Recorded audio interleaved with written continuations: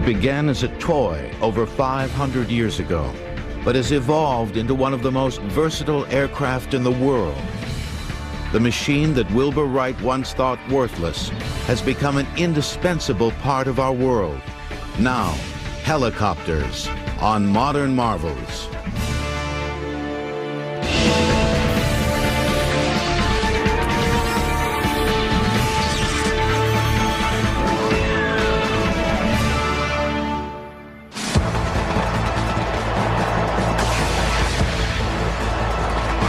In watching a premier military attack helicopter in action, it's no wonder that many of the world's aeronauts claim that helicopters are the only real flying machines.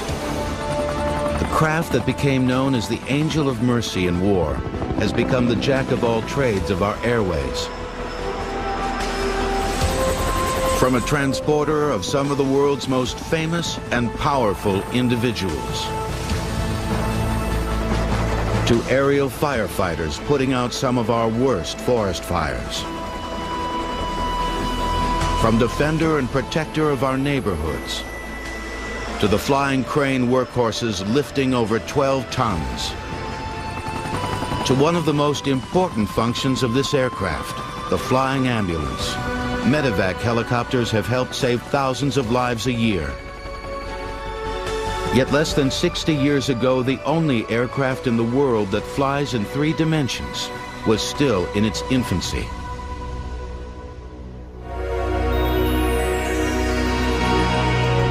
The idea of rotary flight dates back to ancient civilization. It began with a toy that became known as the Chinese top.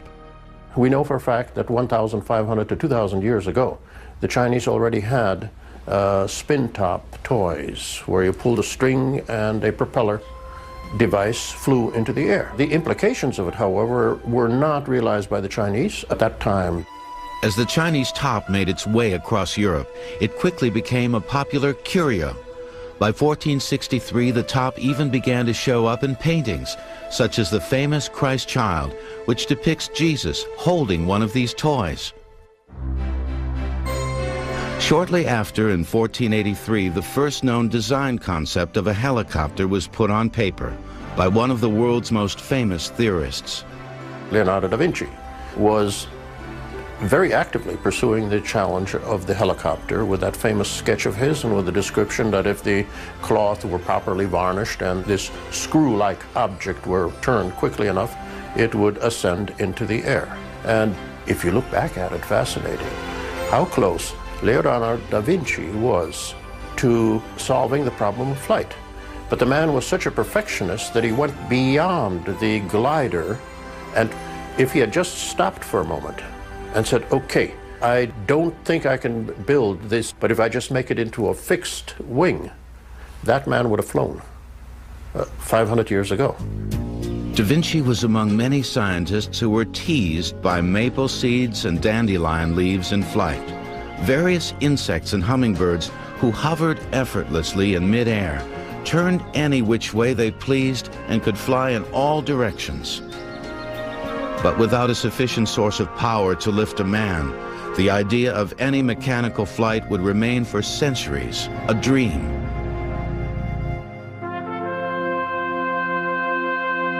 By the turn of the 19th century, many visionaries had put their ideas of a rotary aircraft on paper. However, most were based on fantasy rather than reality. But by the 1840s, an English scientist, Sir George Cayley, began tackling one of the first obstacles associated with rotary flight, counteracting torque. If you take a hold of something, a screwdriver for instance, and you twist it in one direction, there is a equal and opposite reaction in the opposite direction. And that would be the torque reaction. And when a rotor is spinning in the air, at the same time that it's turning in one direction, it's trying to twist the fuselage in the aircraft in the opposite direction. Cayley's answer to this problem was to design a helicopter with 2 rotors side by side. Each rotor would turn in opposite directions to counteract the forces of torque between each other. But Cayley never built his rotary aircraft. he knew that a full-sized machine based on his design would never get off the ground. See, the only power at that time really was a steam engine. And steam engine weighs about 100 pounds per horsepower. It's just impractical for vertical lift. But several years later, in the 1860s, a French engineer, Viscount Gustave de Ponton de Amécourt, was determined to prove to the world that rotary flight was indeed possible. De Amécourt built a miniature rotary aircraft which demonstrated a new method of counteracting torque. He researched and built small flying models, and one of them was a counter-rotating helicopter toy, where he took a bow and would wind it up, and the tension of the bow would turn one rotor in one direction. The torque of that would turn the opposite rotor. Size maybe 2 feet long, but it did fly. This became known as a coaxial method of handling torque, two rotors mounted on a common axis. After proving that a properly designed coaxial rotor system would fly, de Amécourt designed and built another miniature rotary aircraft. This time, he utilized tiny watch spring mechanisms for power. They too flew successfully. De Amécourt came up with an enduring name for his contrivances, using the Greek words helico, meaning spiral, and pteron, meaning wing. He coined the name Helicopter. But until a sufficient source of power became available enough to lift a man, helicopters would remain small, miniature prototypes. The world would have to wait another 20 years for vertical flight. In the 1880s, Thomas Edison attempted to build a helicopter. He created an engine powered by gun cotton. But after his laboratory blew up during one such experiment, he went back to doing what he knew best, developing electrical items. Helicopters will continue in a moment on Modern Marvels. By the mid-19th century, there were many failed attempts to design and build both fixed-wing and rotary-winged aircraft. But the failure of these attempts did not stem from a lack of aerodynamic knowledge. All of these early developments of aviation had to wait for the development of the internal combustion engine, the gasoline engine. Obviously, those people that were trying to fly with manpower, that is by flapping their wings or pedaling a bicycle-like machine, were doomed to failure because of the fact that the human being cannot generate that amount of energy. But in 1876, the four-stroke internal combustion engine was perfected by Germany's Nikolaus Otto. By the turn of the 20th century, the piston engine's power-to-weight ratio was at levels that assured mechanical flight possible, at least with airplanes. On December 17, 1903, near Kitty Hawk, North Carolina, the Wright brothers made the first controlled, sustained airplane flights in a powered, heavier-than-air vehicle. Now, the Wright engine was at about 15 pounds per horsepower, but that was possible for an airplane, but really not for a helicopter. So when the weight of the engine, reciprocating engine, got down to around 3 pounds per horsepower, that's when vertical lift machines would be possible. On September 29, 1907, French aviation pioneer Louis Breguet became the first to leave the ground vertically. He and his craft hovered for 1 minute at an altitude of 2 feet. However, Breguet had no control of his gyroplane number 1, and his craft was tethered to the ground for safety.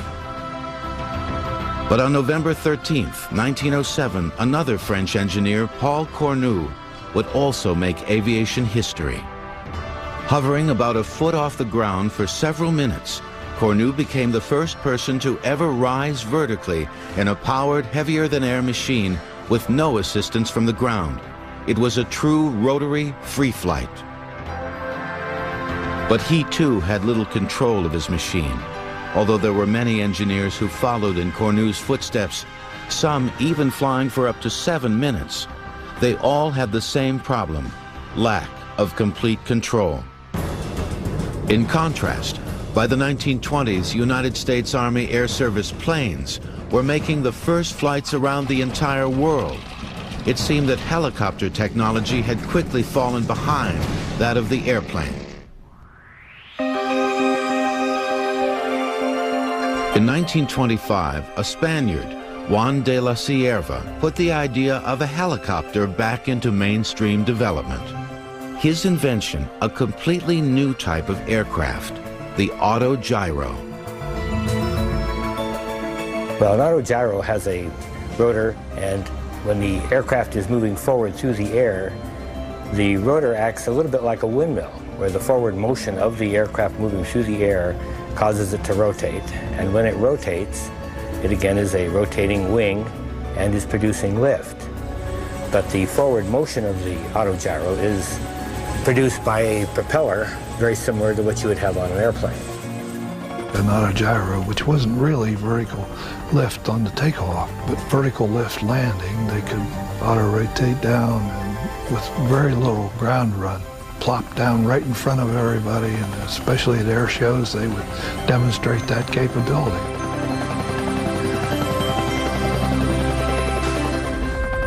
This method of landing is the same basic approach that a modern helicopter would take should its engine fail. Back in the 1920s, Juan de la Cierva proved to the world that to make a safe landing in a helicopter required no engine power and no runway, just a spot big enough for the aircraft. The key to de la Cierva's stable aircraft was his discovery of a phenomenon that only became apparent with rotary-winged aircraft: dissymmetry of lift. De la Cierva had the same annoying problem that many early helicopter designers had. Their craft would tip over before ever leaving the ground. This happened because most rotor blades at the time were rigid. Rotating blades never generate the same force of lift equally throughout their revolution. This causes an imbalance of lift. De la Cierva's solution? He attached hinges to each blade, which allowed them to move fore and aft, and up and down. This would allow the rotor blades to find their own way through the air. You see, as the forward-going blade goes into the air, it gets a lot more lift and it wants to rise. And as it rotates around and goes with the air, then it wants to sink. And prior to that, then, most of the aircraft would have rolled over. He allowed the blade to flap up, and as it goes around, then to flap down. If it gets too much lift, it flaps up. As it goes around and loses lift because it's going with the wind, it starts to settle. And so this was a self-accommodating sort of thing. So Juan de la Cierva figured that out and was able to build a controllable, flyable autogyro back in the 20s. Early autogyros had small wings to help steer the aircraft, but these wings disappeared in the early 1930s when cyclic pitch control was developed. This device was based on the problem that de la Cierva had just solved: dissymmetry of lift. The thought was take control of this imbalance of lift and use it to steer the aircraft. It wasn't until the cyclic pitch, where we can change the pitch as we go around the blade, so it might go high on this side and low on that side, that people began using cyclic pitch to help control this rotor. And so then, in hovering, where you have no forward flight speed, they were able then to tilt the rotor so as to be able to go laterally, or tilt the rotors so as to go longitudinally. This is the same basic device that steers a modern helicopter. When the cyclic stick is moved, a device at the base of the rotor hub alters the pitch of each rotor blade individually as it goes through its cycle of rotation. So where the pitch in a blade is greater, it grabs more air and the blade rises higher. Where the pitch is less, the blade swings lower because it has less air to catch on its surface. The overall effect with this system is the change in the rotor plane, which enables directional control. Modern helicopters also have collective pitch control. Simply put, this lever changes the pitch of all the rotor blades evenly, or collectively. This way, the pilot can lift off vertically, steer the aircraft, and with the cyclic stick compensate for those forces of unequal lift.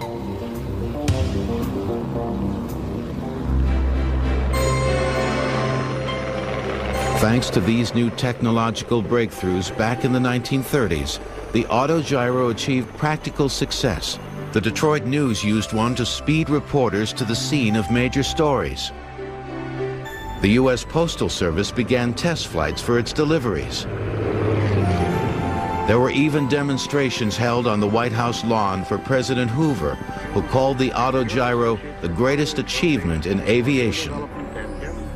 Harold Pitcairn, who was licensed by De La Sierva to build autogyros in the United States, even foresaw a future where autogyros would make automobiles obsolete. He designed a Pitcairn rotable and demonstrated it on the streets of Washington, D.C.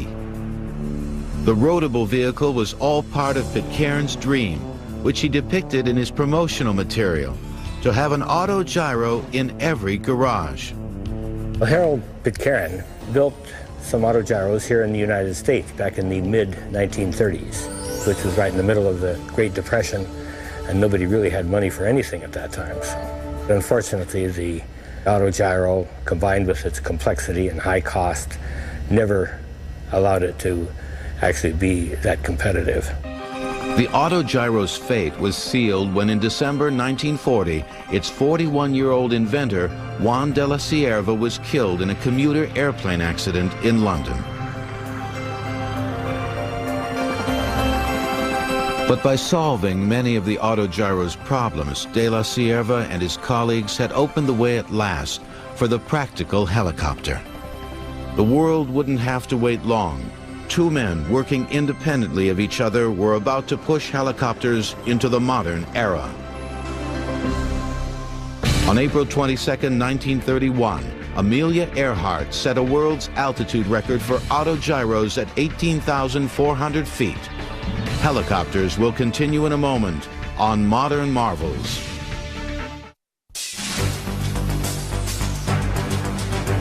By the middle 1930s, there had been many complicated machines built in hopes of achieving controlled vertical flight. Few would ever do more than scoot across the ground. But in 1936, a German airplane engineer, Heinrich Fokker, had gone beyond conventional thinking. Why go to an elaborate new machine? He felt that the trusty autogyro was so close, he would simply build upon its basic design.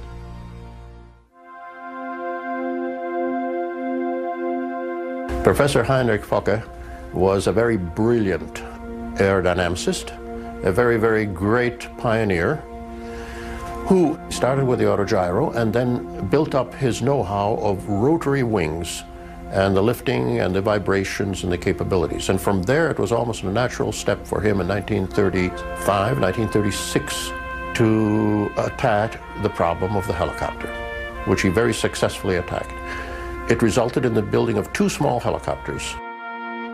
The two main rotors of the Fokker helicopter were side by side. There was one on the left, one on the right. And by rotating in opposite directions, one counteracted the torque of the other. And it had a small propeller in the front that looked like an airplane propeller, but was actually just used to cool the engine. But it was a true helicopter. Heinrich Fokker had built the world's first real helicopter. Although it was difficult to fly and maneuver, it could hover, fly sideways, and fly forward or backward. But for all the amazing feats that Fokker's FA-61 helicopter achieved, it had little impact on a public already familiar with airplanes and autogyros. That is, until the attractive and daring 25-year-old Hanna Reitsch, known throughout Germany as that nation's first woman test pilot, climbed into the cockpit. Hanna Reitsch was a very gifted test pilot, a very, very tiny little lady, probably weighing 98 pounds, sopping wet, which was very good for improving the performance. You didn't want a big tank of a guy climbing into an aircraft which had marginal performance. Her flights and her demonstration flights were highly publicized. And those public demonstrations, I think, were pivotal to the cause of the helicopter. In February 1938, Reitsch demonstrated the Fokker helicopter inside Berlin's cavernous Deutschlandhalle Sports Arena every night for 3 weeks. She flew from a court about the size of a basketball court and would take off, fly, hover, turn 360 degrees. And when the films reached the United States, I think they also created a tremendous amount of interest in the helicopter here. And Hannah Reich, interestingly enough, is a member of an organization that I'm a member of, which is the International Women Helicopter Pilots, more commonly or better known as the Whirly Girls. And because Hannah Reich was the first woman to ever pilot a helicopter, she's considered Whirly Girl #1. And presently, we have over 1,000 members of the Whirly Girls, and all of them must be rated pilots, and they're from 28 different countries. As Hannah Reich continued to break virtually every helicopter world's record, an American-Russian immigrant, Igor Sikorsky, was about to change the course of helicopter history.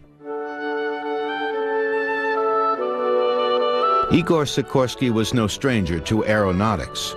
By the mid-1920s, he had built one of the most successful airplane companies in the world, Sikorsky Aviation. In 1929, the company became a subsidiary of United Aircraft, giving Sikorsky time to pursue a lifelong dream, helicopters. As a boy in Russia in 1909, Sikorsky had built several unsuccessful helicopters, but by 1931, he was ready to tackle the task again. Dad got back into helicopters in the very early 1930s. At that time, you could say his work, 9 to 5, were the large clipper ships, the flying boats for Pan American Airways and for a number of other airlines. But already in 1931, 32, 33, you begin to see the sketches increasing in volume, the sketches of a helicopter. And by 1935, 1936 already, I was building small little models that he would then demonstrate to his engineers or take up to the board of directors of United Aircraft, as it was called in those days. Sikorsky's sketches resulted in a unique design for the time period, a single main rotor. Up until the late 1930s, most helicopters that had lifted off the ground were either coaxial in design or had at least 2 main rotors, such as the Fokker helicopter. A number of people had tried to build a single main lifting rotor machine, but actually none of them were successful until that time. And in fact, great many authorities considered the single main lifting rotor machine to be technically and theoretically impossible. It just could not be done. However, by 1936, 1938, Igor Sikorsky had zeroed in and sat down on this concept and was beginning to develop the necessary hardware, the necessary design philosophy for a single rotor machine. On September 14, 1939, Sikorsky began cautious flight tests in his single main rotor VS-300. He kept his craft tethered to the ground while he slowly worked the kinks out of his design. Concentrating heavily on how to control his craft, Sikorsky focused on a rear tail rotor configuration. He tried everything from no tail rotor to 3 tail rotors. He was trying to obtain some of the other control movements of the helicopter with these other rotors.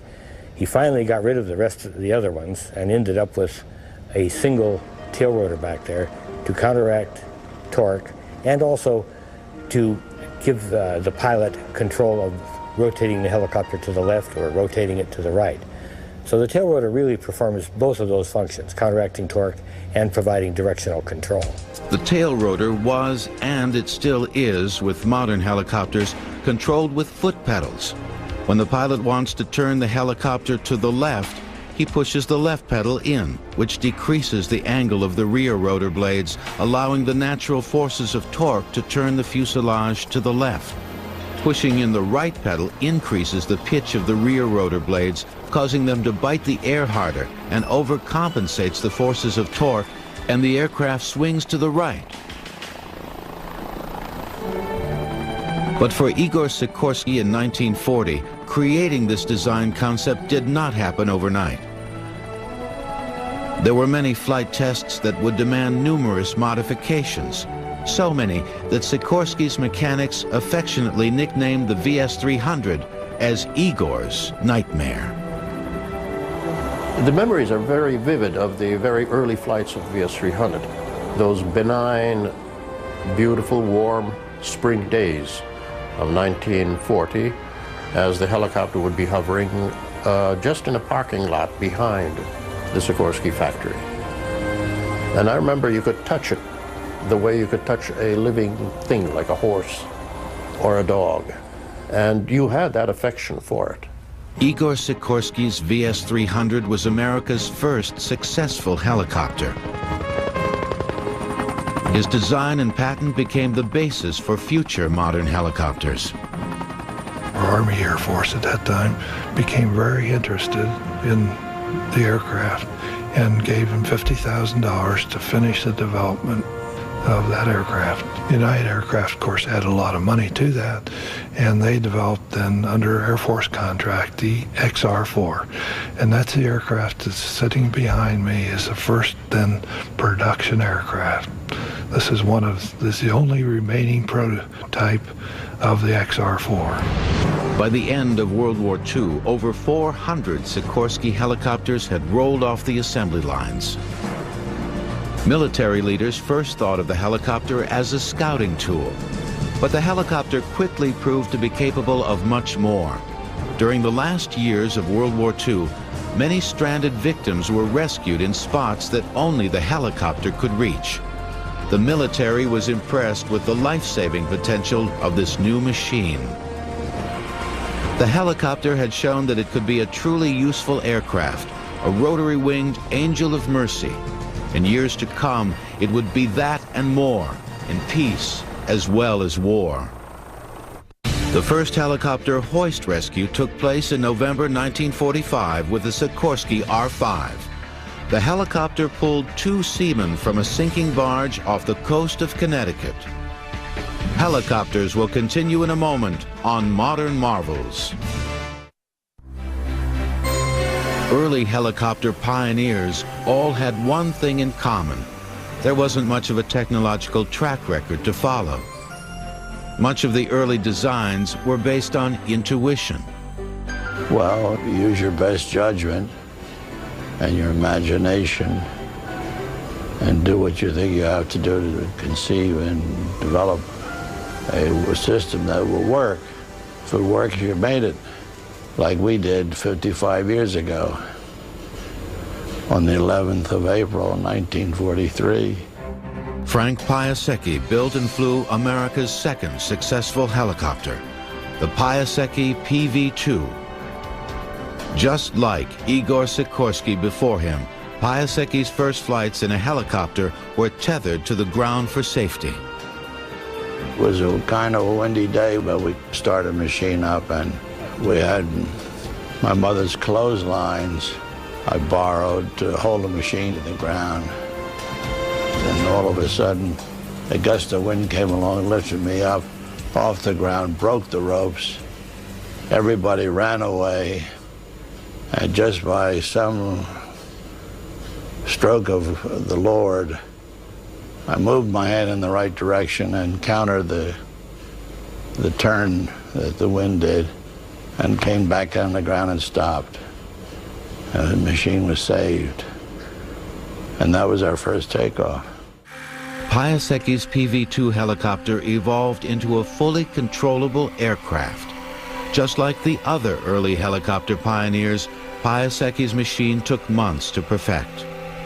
Not only were engineers dealing with the unknown, but with helicopter technology being so complex and so new, gathering support for such endeavors wasn't always easy. If you said, I'm designing a helicopter, people would look upon you as a nut. It was known that it had a lot of failures by many different people and many celebrated engineers. And therefore, who the hell are you that you're going to design a helicopter that will fly? So get out of my way. But by the time the clouds of World War II began to part, more than 50 companies were working at helicopter development, all hoping for a governmental contract. It was Frank Piasecki who got the attention of the Navy. Frank Piasecki designed a helicopter that had 2 rotors, but instead of being a lateral twin, meaning that it had rotors on each side, he put one of the main rotors at the forward end of the helicopter and the other main rotor at the aft end of the helicopter. Again, they rotated in opposite directions so that each one compensated for the torque reaction of the other. And Navy then gave us an order for 10 of them because they wanted to try out a squadron of them. And with those 10, they were able to apply this new thing that they had, which gave them 1,800 pounds of vertical lift, which gave them more speed, which gave them more maneuverability, towing things, for instance, minesweeping. Piasecki built several variations of tandem rotor helicopters. Shortly after World War II, they were in use with the Navy, Marines, and Coast Guard. However, by August 1950, the armed forces found themselves in desperate need for hundreds of new helicopters in a war that no one expected.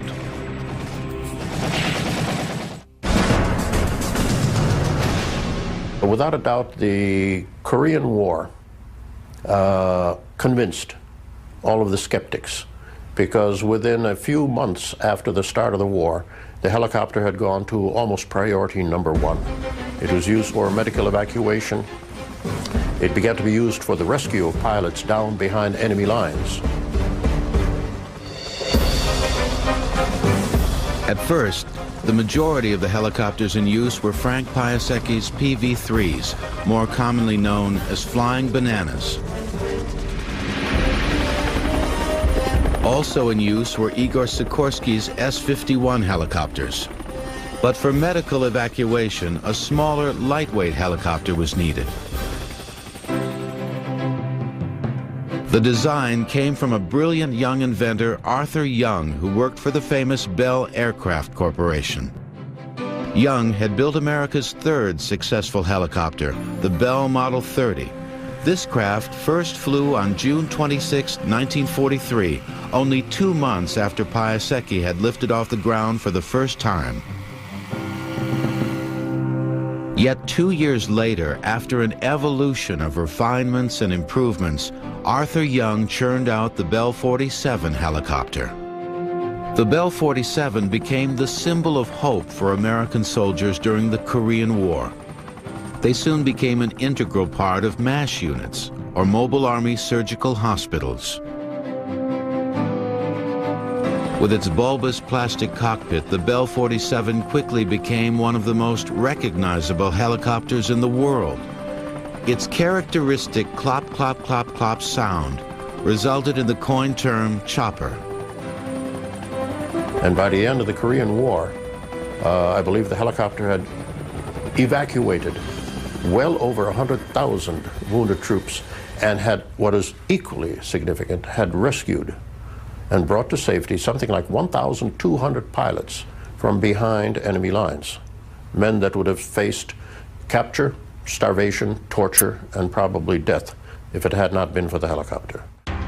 In 1953, the Korean War was over, but helicopters would soon become more than scout and rescue machines. They would become a viable military weapon in a distant conflict that would become known as the Helicopter War. However, harmony between helicopters and the military in Vietnam would take a little time.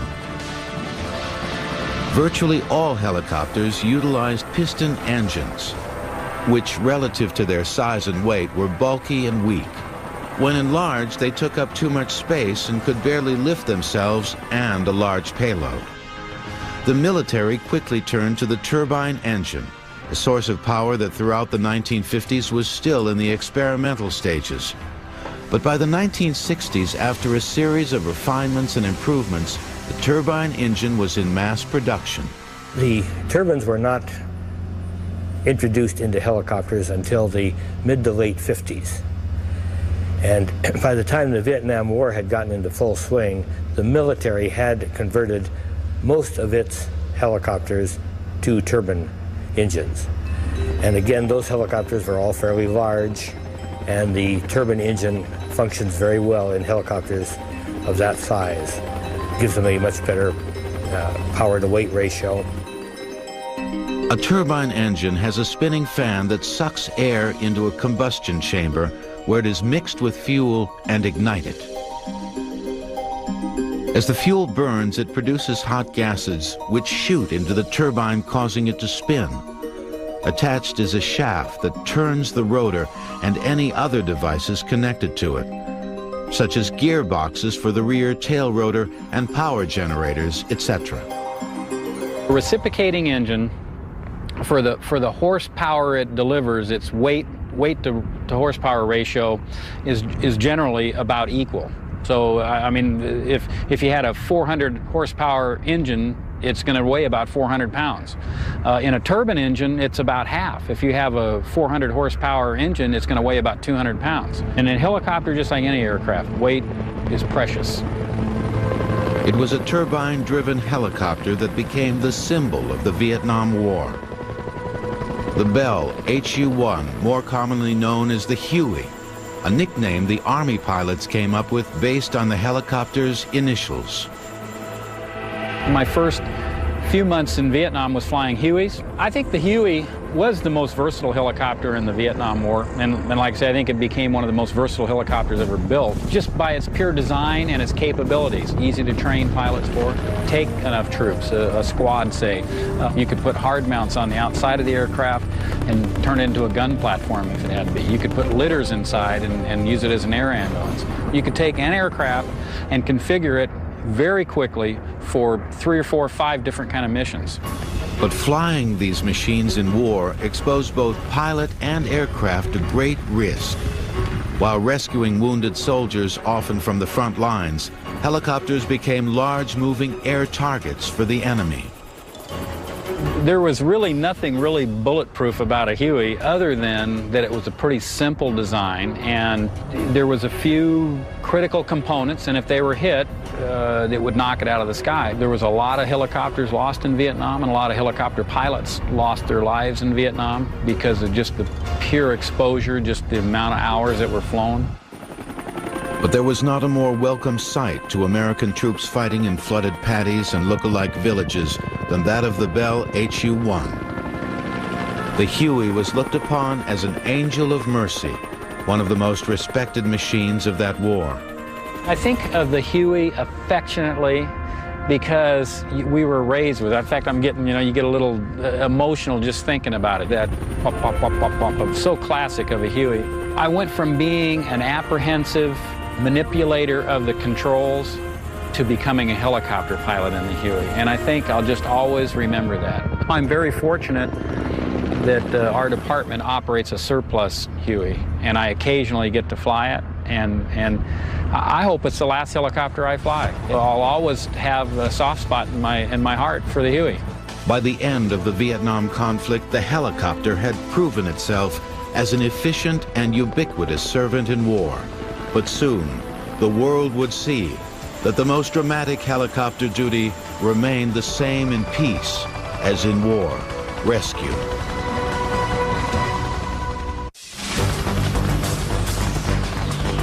Less than 20 years after the birth of the modern helicopter, the world became reliant upon its existence.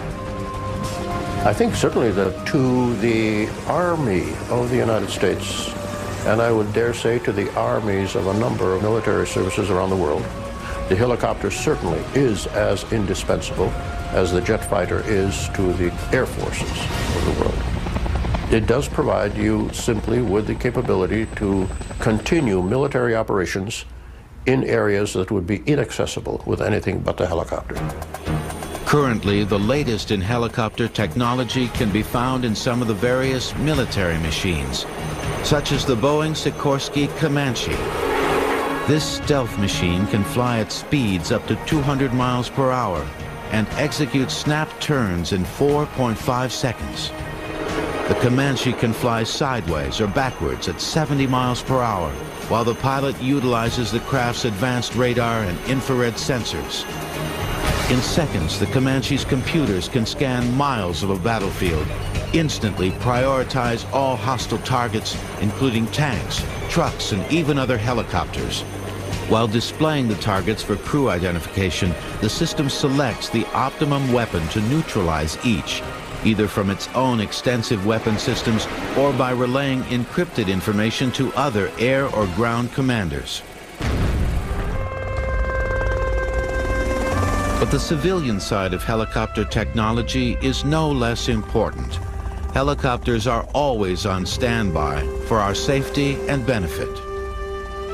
A lot of people don't realize one of the special functions of a helicopter in a large metropolitan area is when the corporate helicopters are members of a disaster relief program. And in the New York City area, for example, all the corporate helicopters that fly around not only just fly the executives around to save time and bring in a lot of business to the area, which is very important for the economy, but should an unexpected disaster occur, for example, some kind of a bombing or just some kind of a national disaster, the helicopters would all rally in support of the community. And this is something that we do in addition, just as a community service. Today, I think we can say, as a rough ballpark figure, that well over 1.5 million human lives directly saved by the helicopter, by the intervention of the helicopter. In 1957, President Eisenhower took a ride in a Bell H-13J from the White House lawn to a command post as part of a civil defense exercise, becoming the first president to fly in a helicopter. Modern marvels will return. Helicopters also act as aerial firefighters. They can access much smaller water supplies than tanker planes. These monster Erickson air cranes can quickly suck up over 2,000 gallons of water, and then with precise accuracy dispense the water over the affected area. Without these air cranes, many industrial projects would cost millions of dollars more to build. There is no need to impact the environment with roads, as these heavy-lift Erickson helicopters aid in power line construction, remote logging, and major equipment transportation. This unit is one of the first unmanned helicopters being developed for law enforcement and the military. Utilizing a single main rotor protected in the middle of the aircraft, this Sikorsky rotorcraft performs a variety of functions, including capturing live footage and transmitting it back to a safely isolated base station. Unmanned helicopters may one day be a common sight. Oh, the future of helicopters is absolutely exciting. Just a branch off from the helicopter is the tilt rotor, and that's where I think that you're going to mesh the vertical flight and horizontal flight. In fact, what it is the tilt rotor is the best of both worlds. You can land and take off like a helicopter and have the speed and range of an airplane. Man's thirst for perfecting three-dimensional flight appears to be an unfinished quest. But whatever we achieve in the future, the helicopter will always remain our source of inspiration.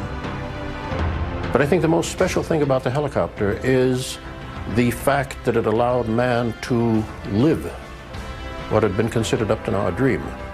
The ability to take off and land vertically, and the ability to hover motionless in the air, is something that literally only the helicopter can give mankind. My father, Igor Sikorsky, would often say that it's interesting that all of the great early legends of flight, the Pegasus, the flying carpets, the flying thrones of the Chinese, all of these had one thing in common. They did not need an airport. These were all vertical takeoff and landing machines. So that is what I consider to be the uniqueness of the helicopter.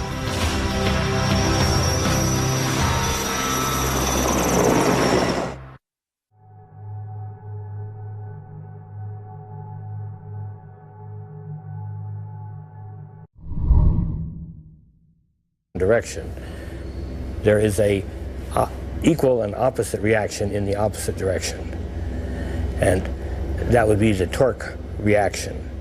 And when a rotor is spinning in the air, at the same time that it's turning in one direction, it's trying to twist the fuselage in the aircraft in the opposite direction.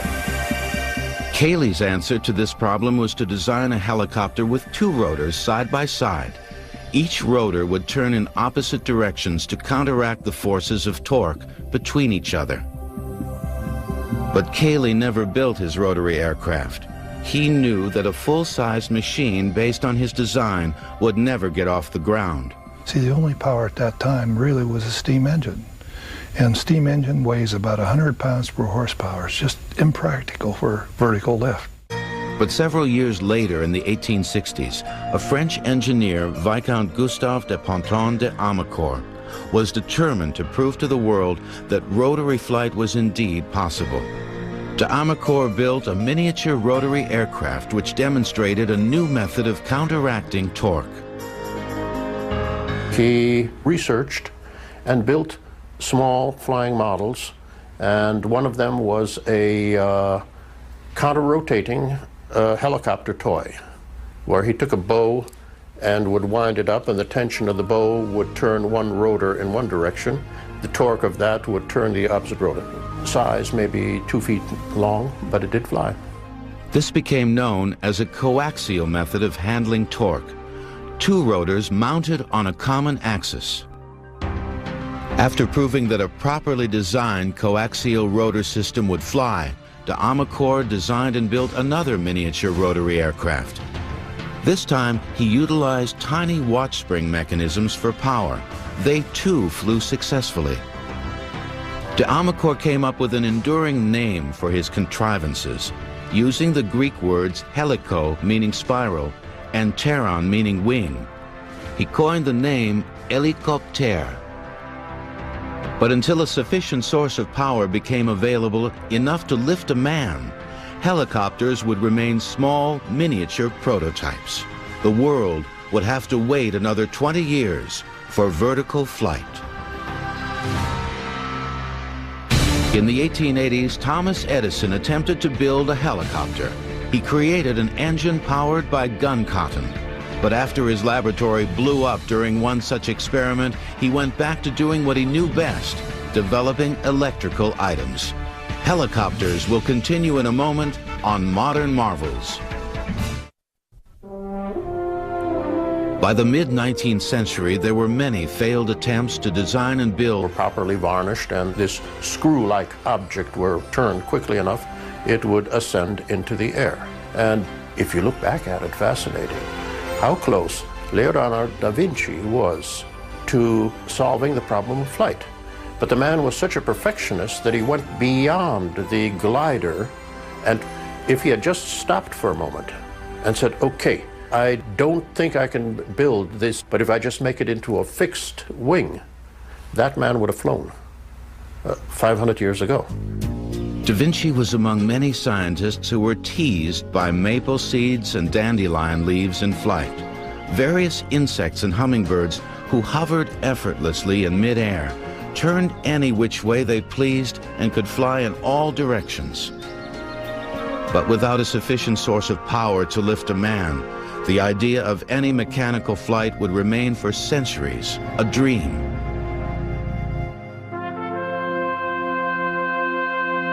By the turn of the 19th century, many visionaries had put their ideas of a rotary aircraft on paper. However, most were based on fantasy rather than reality. But by the 1840s, an English scientist, Sir George Cayley, began tackling one of the first obstacles associated with rotary flight, counteracting torque. If you take a hold of something, a screwdriver for instance, and you twist it in one... Horses lifting over 12 tons. To one of the most important functions of this aircraft, the flying ambulance. Medevac helicopters have helped save thousands of lives a year. Yet less than 60 years ago, the only aircraft in the world that flies in 3 dimensions was still in its infancy.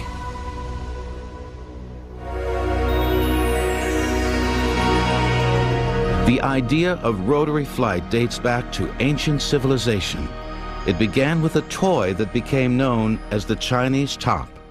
We know for a fact that 1,500 to 2,000 years ago, the Chinese already had spin-top toys where you pulled a string and a propeller device flew into the air. The implications of it, however, were not realized by the Chinese at that time. As the Chinese top made its way across Europe, it quickly became a popular curio. By 1463, the top even began to show up in paintings, such as the famous Christ Child, which depicts Jesus holding one of these toys. Shortly after, in 1483, the first known design concept of a helicopter was put on paper by one of the world's most famous theorists. Leonardo da Vinci was very actively pursuing the challenge of the helicopter with that famous sketch of his and with the description that if the cloth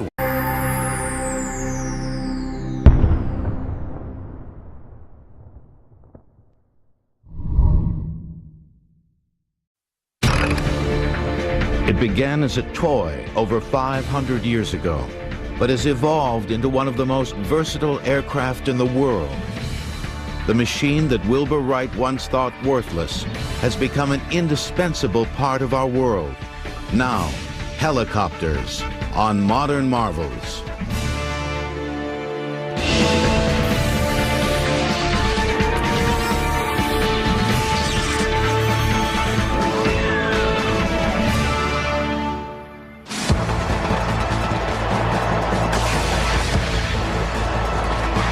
In watching a premier military attack helicopter in action, it's no wonder that many of the world's aeronauts claim that helicopters are the only real flying machines. The craft that became known as the Angel of Mercy in war has become the jack of all trades of our airways. From a transporter of some of the world's most famous and powerful individuals, to aerial firefighters putting out some of our worst forest fires. From defender and protector of our neighborhoods, to the flying crane workhorse